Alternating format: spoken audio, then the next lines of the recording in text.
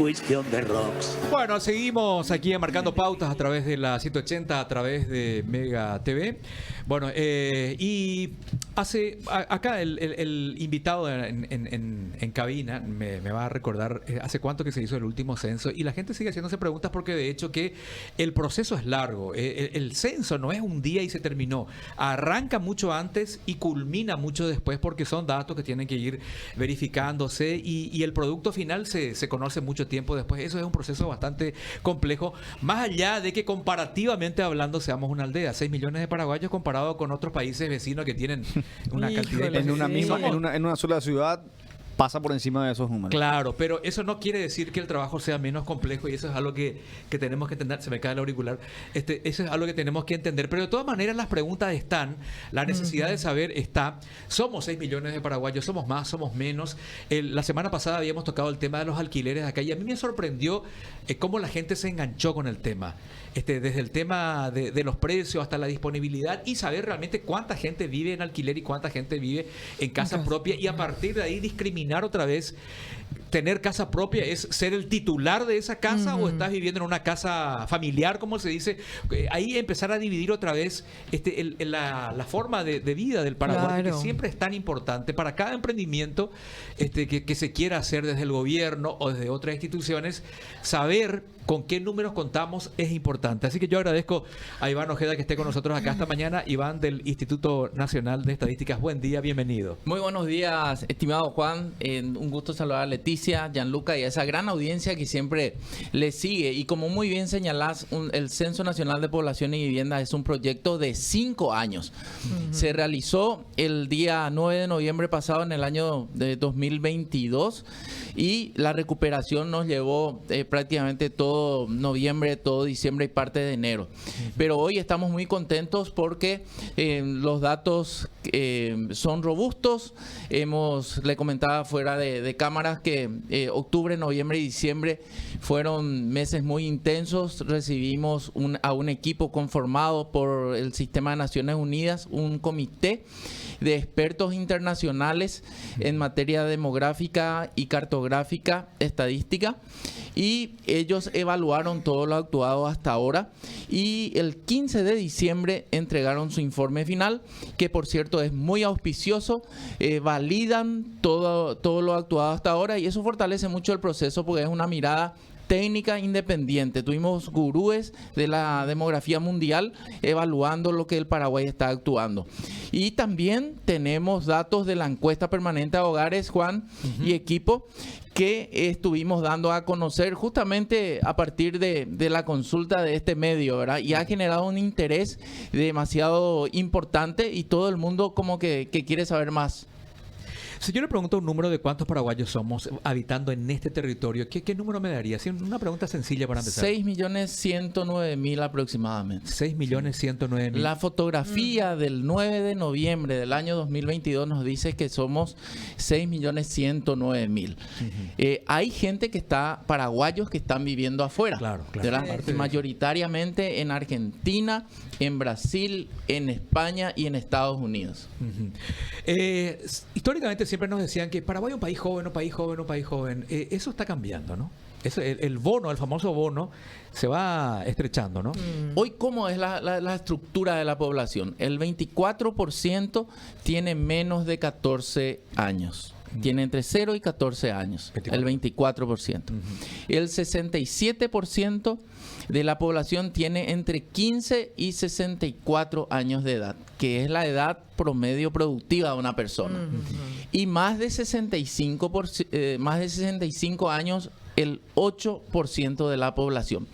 ¿Cómo estábamos en los 50?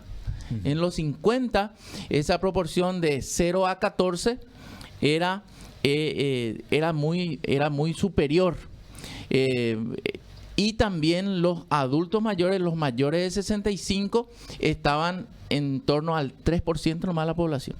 Entonces, estamos envejeciendo a un ritmo rápido, pero estamos creciendo en población también. Seguimos creciendo en cantidad de población, pero a un ritmo más desacelerado. Crecemos a un ritmo de 0,8% de crecimiento poblacional anual. Interesante, una especie de contradicción, pero que se explica al final, ¿no? Crecemos, no en el ritmo en que estamos envejeciendo. Es la tendencia mundial, Juan, porque quedaron muy atrás los tiempos de nuestras abuelas, nuestras bisabuelas, en donde tenían en promedio 5 o más hijos durante toda su vida fértil. Hoy la fecundidad de las mujeres, la tasa global de fecundidad bajó en torno a 2,3 hijos en promedio durante la vida fértil de una mujer en el Paraguay. ¿Por qué se da esto? Porque hay más educación sexual, también hay métodos anticonceptivos ya muy difundidos, también el empoderamiento de la mujer. La mujer hoy es protagonista en la fuerza laboral, decide formarse, estudiar, las parejas deciden tener menos hijos. Muchas veces tener un hijo es una decisión económica. Totalmente. Entonces, la cultura y también la migración del campo a la ciudad, los hábitos en el campo son muy distintos a la vida en la ciudad. Entonces, todo este cúmulo de cosas hace que en el Paraguay y en el mundo la tendencia sea de un crecimiento más ralentizado. Países como Alemania, como España ya dejaron de crecer. Uruguay también dejó de crecer. Uruguay es un fenómeno particular. África es el único continente que sigue a un ritmo de crecimiento importante. Y miremos su economía. O sea, justamente uno de los continentes que mayores déficits económicos tiene es el que más está creciendo, paradójicamente hablando. Pero bueno, es así, ¿no? Y fíjate, Juan, un tema que estás tocando. Europa envejeció, pero la población de Europa envejeció, pero con un desarrollo económico. Claro. Nosotros estamos envejeciendo y tenemos que ser muy cautos en las decisiones que tomemos, porque si no, vamos en 30, 40 años a tener una población de adultos mayores sin seguro médico, sin jubilación. Entonces, estamos a tiempo y tenemos que tomar las decisiones justas. Iván, recién estábamos hablando aquí de un tema bastante complejo. Yo sé que es una pregunta que probablemente cuya respuesta no sea tan sencilla, porque tocaste el tema de los chicos, de promedio de niños por hogar, y hablábamos de los niños en situación de calle. ¿En qué lugar quedan ellos? ¿Cómo se puede no sé si hay una forma de poder sacar conclusiones, qué cantidad de niños en esa situación tenemos hoy en día? ¿Qué tipo de manejo se da con ese tipo de personas? Sí, el Censo Nacional de Población y Viviendas también registró a las personas sin vivienda o en situación de calle. Cuando presentemos los datos finales del censo, que esperamos sea en el mes de junio, a finales de junio, y tengamos el resultado de los análisis de esa base de datos depurada y anonimizada a finales de este mes, a finales del año 2024, vamos a tener ese tipo de información. Entonces, vamos a tener muchísima información a partir del Censo Nacional de Población y Viviendas. Pero es un número grande, se tiene en cuenta edades, de qué tipo de edades, de qué tipo de personas, con qué edad estamos hablando, más chicos, gente adulta, ¿se tiene un promedio de eso? Sí, esos datos vamos a tenerlos como resultado ya de los análisis de las diferentes temáticas que podamos tener, ¿verdad? A ver, continuando con la línea de Gianluca, el tema de los chicos, cuando por ejemplo se habla de deserción escolar, don Iván, la razón por la que chicos dejan de ir al colegio o a la escuela, ¿cuál es? Sí, nosotros medimos eso y nos damos cuenta de que hay un gran presentismo en las escuelas hasta los 17 años más o menos. A partir de esa edad hay mayor ausencia en las clases y hay muchos factores. Uno es el tema económico. Las personas se empiezan a trabajar y qué sé yo, y priorizan eso, ¿verdad? Otro es, muchos van muchas veces por la merienda o el almuerzo escolar, ¿verdad? Ahí están los... Don Iván, si yo le pregunto qué es una encuesta permanente de hogares, usted me dirá, bueno, su nombre lo dice, una encuesta permanente, pero ¿con qué frecuencia se hace, por ejemplo, y cómo se hace para entrar en el tema de los alquileres, que me di cuenta que muchísima gente le interesa? Sí. ¿Cómo es la encuesta permanente de hogares? La encuesta permanente de hogares es una de las herramientas más potentes que tiene el Estado paraguayo para medir condiciones de vida. Se realiza durante todo el año. Se llegan a 21.000 hogares aproximadamente en el transcurso de los años, de todo el año, perdón, y mide, por ejemplo, pobreza, mide condiciones laborales, mide la situación de la vivienda, salud, educación, etcétera. y está a cargo de del Instituto Nacional de Estadística. Es una encuesta que es muy popular en los países del mundo. Entonces, no somos el único país que tiene esta herramienta y sigue también, por supuesto, un rigor científico. La encuesta permanente de hogares continua en su versión 2022 arrojó los datos que tienen que ver sobre datos de la vivienda. Y ahí estábamos viendo que prácticamente el 82% de la población nos dice de que vive en una vivienda propia. Pero ojo, aclaremos ahí que no se trata de que 82% sean propietarios de la vivienda. Ese número incluye a todos los habitantes de ese hogar, de esa vivienda. Entendamos por vivienda a la construcción física donde vive una familia. Pero muchas veces esa construcción que es propiedad de esa familia o de ese jefe de hogar está en un territorio que es municipal, en un territorio fiscal, en un terreno que fue cedido, porque eso también ocurre mucho. La familia le cede el fondo de la casa a otro familiar, ahí viven ellos. Exacto. O construyeron, digamos, o invadieron un terreno y construyeron ahí. Entonces hay una casuística muy amplia. Pero cuando le preguntamos a la gente en la encuesta si es propia la casa, el 82% nos dice...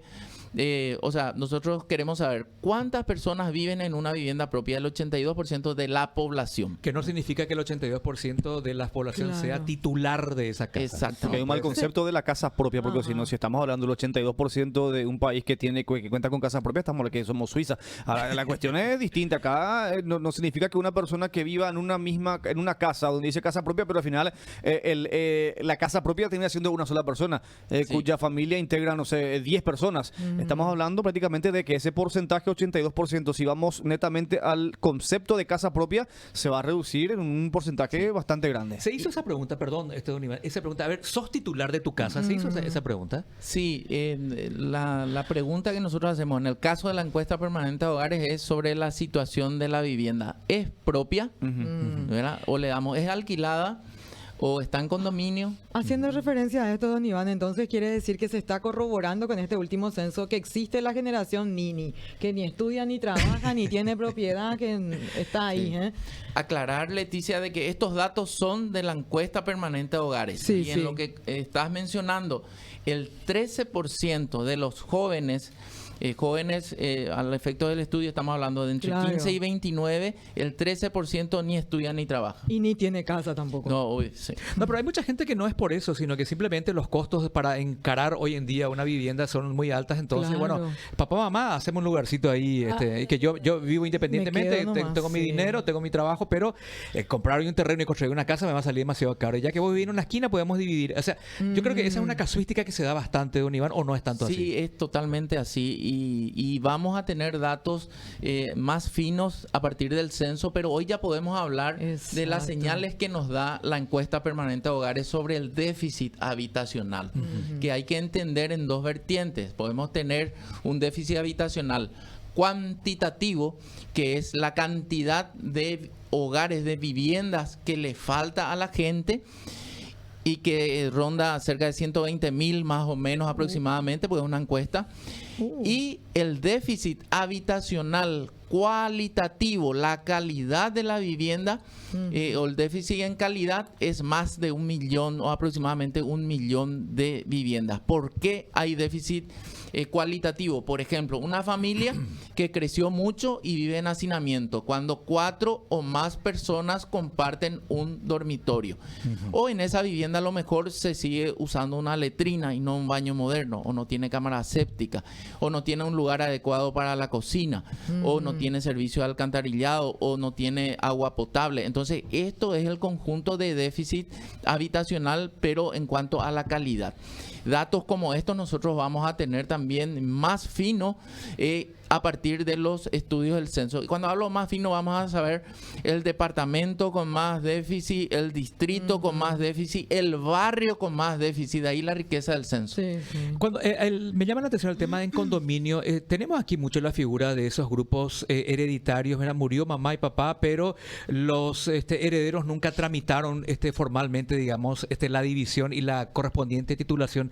¿De eso se trata condominio o es el condominio que todos conocemos hoy en día en el concepto moderno? Claro, el condominio es cuando dos o más personas comparten la propiedad de la vivienda o Claro. del territorio, que vemos ahí que no llega al 1%, ¿verdad? Ajá, 0,5%. Ahora bien, 0,5. como les decía, la semana pasada tocamos el tema de los alquileres Sí. y la gente reaccionó.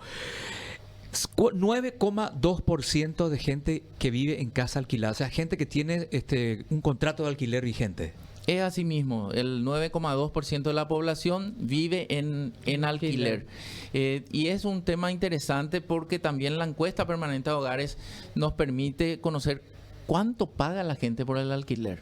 Y así sabemos que de los 185.000 hogares están siendo alquilados, de los cuales el 19% paga menos de 500.000 guaraníes. De 500.000 a casi 1 millón de guaraníes, el 40%. De 1 millón a casi 2 millones, el siguiente 28%. Más de 2 millones a 3 millones o a casi 3 millones, el 6,8%, y más de 3 millones apenas el 4,3%. Entonces podemos decir que prácticamente el 70% de los alquileres está en un rango entre 500.000 y 3 millones de guaraníes. Eso depende de la zona, digamos, capital, alrededores, interior, zonas urbanas, Por no supuesto urbanas. que sí. Y cuando hablamos de alquileres, estamos hablando más de zonas urbanas que de zonas rurales. Ahí, en el caso de las zonas urbanas, el 17% de los hogares de las zonas urbanas son de alquiler, cuando que en la zona rural es apenas el 2,5%. Ah, claro. Se interpreta eso de que la mayor cantidad de personas que viven alquileres se tratan de que están aquí en la zona de Asunción o Gran Asunción. O sea, hay un Claro. porcentaje muy bajo de aquellos que viven en alquileres, pero que son, digamos, por encontrar un adjetivo, del interior.